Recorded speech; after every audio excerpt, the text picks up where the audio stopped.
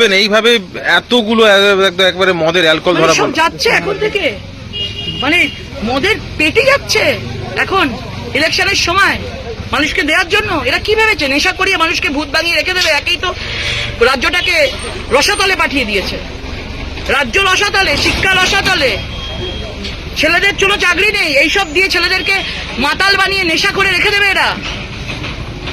আজকে তৃণমূলের এরকম অবস্থা যে নেশা করিয়ে মাতাল করিয়ে রেখে দেবো, আমি ভবিষ্যৎ অন্ধকার করে দেবো। আজকে এদেরকে দিয়ে মদ পাঠানো হচ্ছে ইলেকশন কমিশনে, একটাকেও ছাড়া হবে না এরকম। আমি পুলিশকে বলবো ভালোভাবে নজর রাখুন, চারিদিকে শাড়ি বিলি হচ্ছে, চারিদিকে এইসব যাচ্ছে, ভালোভাবে রাখুন। কি বলবেন এই যে ড্রাইভার যে নিয়ে যাচ্ছিল সে বলছে বিহারে নিয়ে যাচ্ছে? সব মিথ্যা কথা, হাওড়া থেকে এরা এসছে,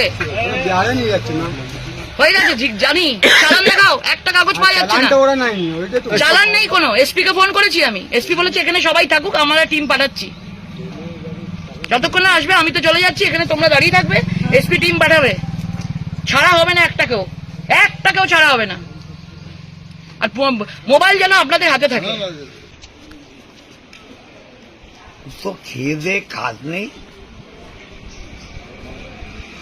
পুলিশ যেখানে অ্যাকশন নিচ্ছে আমার মনে হয় সেখানে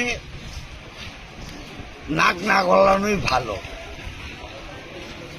আইন শৃঙ্খলা পুলিশের নিয়ন্ত্রণে থাকবে, আমরা তো তার মধ্যে ঢুকবো কেন?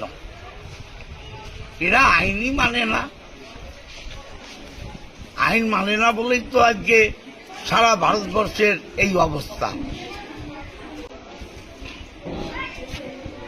পুলিশ ব্যবস্থা নেবে, দেখা যাক। বারবার বলছে যে আমি বিহারে নিয়ে যাচ্ছিলাম মদ।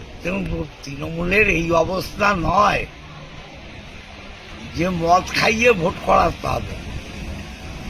মমতা ব্যানার্জির ঘরে ঘরে উন্নয়ন, তার সাথেই মানুষ মদ খানো যাদের কালচার তারা বুঝবে।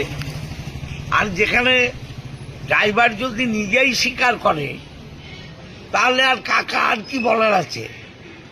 নিশ্চয়ই পুলিশ